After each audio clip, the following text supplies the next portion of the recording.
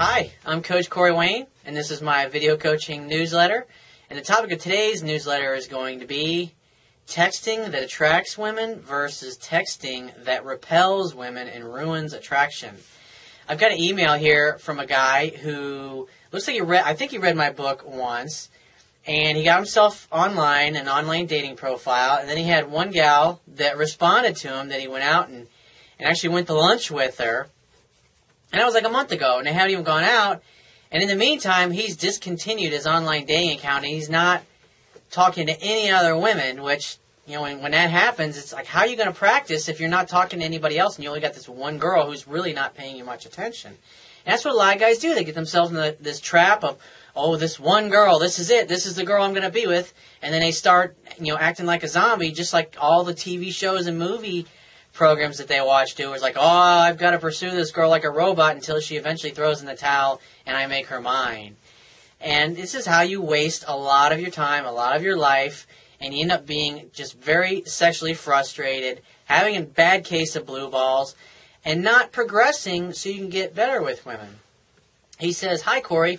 I'm hoping you can help me out with a girl that seems to have gone cold on me. Some background. I'm recently divorced after 9 years of marriage.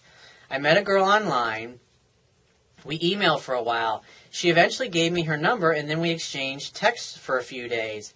I asked her to meet me, and she readily accepted. We ended up meeting for lunch." That's a huge fuck-up right there. You don't take a chick that you want to become your lover. You don't meet her out for lunch. That's something that a friend would do. You want to meet her out for drinks in the evening, or like a happy hour, or a wine and cheese bar, or just some place where you can have some appetizers and coffee or tea if you're not a drinker. Because if you want to be her lover, then you do things that her lover would do. And as her lover, a man's job is simply to create a fun-filled romantic opportunity for sex to happen. So how the fuck, when you're planning a lunch in the middle of the day, is that an opportunity for sex to happen? It's not. It's basically a way of saying, gee, I'm really sorry that I like you, so I'll take you to lunch first and hopefully I won't piss you off. And then maybe, Your Highness, if you like me, you'll let me take you to dinner. And that's what a lot of guys do. That's like their mentality. They have this pleaser attitude, or I gotta kiss a woman's ass and act like a total fucking weak bitch, like it, they like all the effeminate men on all these ridiculous TV shows do, and of course the women go bananas over them, which is just absolutely absurd because that shit doesn't work in the real world. He says, she told me to call her to set something up, and so he says, the date went well, and while we didn't make definite plans, we talked about getting together again. That's another mistake. When you start talking about the next date when you're still on your first date, that communicates that this shit doesn't happen to you very often. It doesn't happen to you very often that you actually go out with a woman. And when a guy does that and he's trying to arrange a second date, the reason most guys do it is they fear that, what if I can't get her on the phone? It'd be better just to make a definite date here so I feel good about myself. I get some certainty. And all he's doing is communicating his neediness and his unworthiness to her. So right off the get-go, you're fucking up. Like, so that's two big fuck-ups right there, and that's after the first date. And I talk about these things in my book, and that tells me that you don't know the material very well because you're just making unnecessary mistakes. She called him the next day, or she texted him the next day to say how great it was to meet and how much she enjoyed spending time with me. Well, that's a good sign. Eventually we did, but it was a good sign for then when that happened. Because a woman's interest goes up and down based on her emotions. And so when you're doing things right, it goes up. When you're doing things wrong, it goes down. Eventually, we did make plans to go to dinner, which we had to cancel because she was sick. At any rate, I could see I did a few things wrong and probably came off as too accommodating and too needy.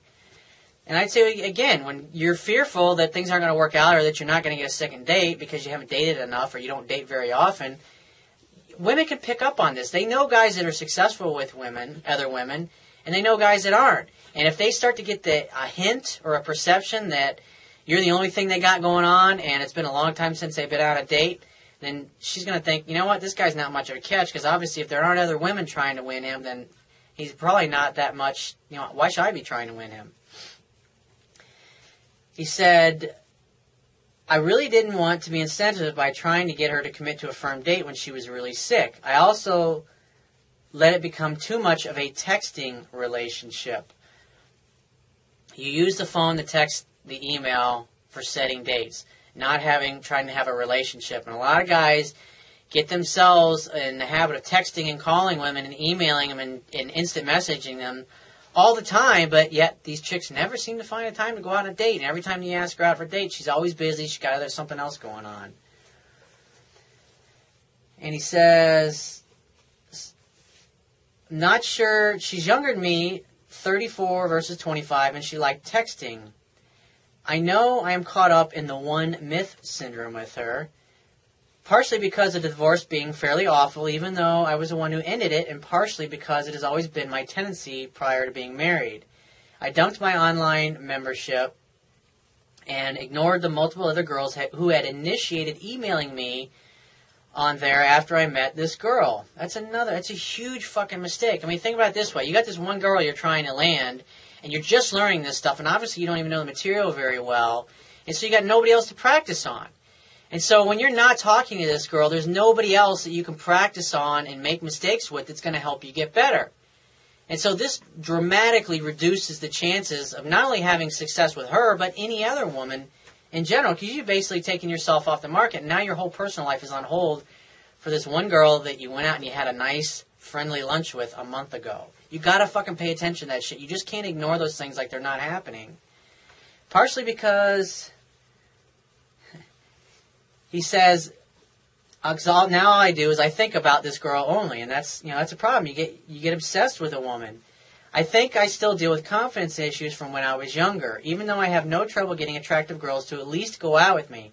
I think I still have lots of trouble advancing past this first stage of the relationship. Yeah, your problem is you can't get a second date because you act so needy either prior to the first date, or you act like a friend, or her personal assistant, or her butler, or her errand boy. And when you act like that, they'll love to have you as a male girlfriend or a friend, but you'll never get any, you won't have a relationship with them. He says, so here's some of the text, basically. And he says, so after the second canceled date, he texts her again. She says, hey, I'm pretty sick. Can I please take a rain check? So he's asking her out again. And she's saying no. And he says, hey, I'm really sorry you're still feeling bad. Of course you can take a rain check. I'm happy to get together with you when you're better and have some time off. Translation, please call me. I hope you like me, Your Highness. It's ass-kissy behavior. What I would have said, the best way when she says, hey, I'm really sick, say, hey, no problem, I wrote this down in my article, and it's a great way to handle the comeback because you don't need to be texting back and forth. She says, you ask her for a date, she says, I'm sick. And it doesn't sound like she offered any other day to go on.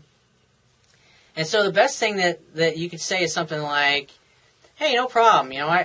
I'm sure you'd much rather go out and try to impress me when you don't have snot running down your face, LOL.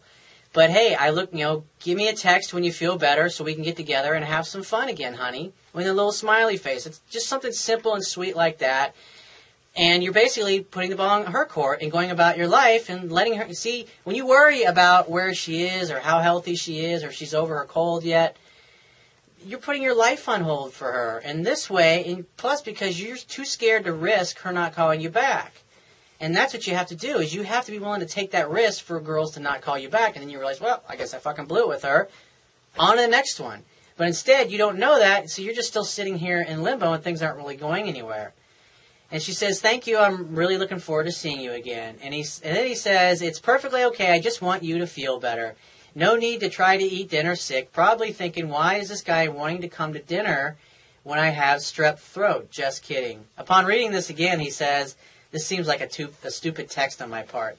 And you're basically apologizing to her for the fact that she's sick and can't go out with you. And it's total weak and needy behavior. You're falling all over yourself to please her and to go out of your way to make her think that you're a nice guy and you're not a jerk, just like they do in all the TV shows. And the shit doesn't work in real life. He says, and I really look forward to seeing you again, too. I like getting to know you more and more. This one may have been too much also, he says. And you're basically drooling all over her now at this point, and you're acting dopey. It's like you had one lunch date with her. She hasn't earned this yet. And then we texted again the next night about how she was doing. And so, obviously, he checks up on her. And so, basically, if you'd have responded like I had mentioned, just say, hey, give me a call or text me when you're feeling better so we can get together and have some more fun, honey. If you just said that, you wouldn't be having to do anything. And she'd be taking care of her cold or her illness, and you could be out dating and practicing these skills with other women and actually getting fucking better. So when she finally does contact you a few days or a week or two later, you're actually better than you were. You're more confident. You're more sure of yourself because you've been using these skills, because repetition's the mother of skill. He says, hey, hi, how are you? Just wanted to say hi and see how you're feeling. Been wondering how you've been doing with the pneumonia. Was just hectic out in Phoenix and got back late yesterday. And she says, oh, I figured I didn't want to bother you. It's my first night back at work. In other words, what she's saying is, I didn't want to bother you. And when she says, I didn't want to bother you, in other words, she was saying, I really had no desire or intention to call you. And that's basically what you're communicating. She didn't give her any time, obviously, to get better or for her feelings to go up. I'm fatigued, but my trainee is handling most of my work. How are you? And he says, yeah, was wondering if you were back at work. Has your asthma been acting up, being sick? I'm doing okay. Glad to be back at home. It was too damn hot out there. Pretty sure I was close to heat stroke. And love is playful and fun. It's not serious. And you're basically acting like her doctor, like you're checking up on her. But what you're really doing is you're contacting her. You're just like fucking waiting to spring another date opportunity on her the instant you feel that she's better. But what's happening is you're constantly texting her every day. Are you better yet? Are you better yet? Are you better yet? That's basically what's going on. And that's not helping your case, dude. It's making you look weak and needy. He says, that was last Thursday, and she never responded to the last text. And that should tell you something. That should tell you exactly where her level of interest is in you. And it's really low. And so what you should do now at this point, nothing at all. You should wait for this. You've done enough. You contacted this girl excessively so much, you might have turned her off completely. And so the only thing you can do is walk away. You need to reactivate your dating profile. And I put some links on the article on my website that'll take you to my ultimate online dating profile, a perfect way to model what your profile should look like. That'll get 2 to 3 really super high quality women that are exactly what you want to contact you on a monthly basis. And plus you'll have lots of other women that you can interact with. But the key is with online dating, and like what you're finding out, is it's a lot better for women to contact you than you trying to contact women. Because when you send emails, you're going to send a lot of them and get very low response. But if you put a great profile on there that tells women what it is that you want, and basically in a nice, charming way, hey, if this is you, or you meet this criteria, shoot me a text. And so they're chasing you from the get-go, whereas this way, with you contacting them first, you're chasing women that may or may not have that much interest in you, and so it's a lot more work. And that's what you're finding out with this particular girl. And the last thing he says, I like her a lot, but at this point, I don't want to continue to come off as desperate if I've already done that so far. You've definitely done that so far.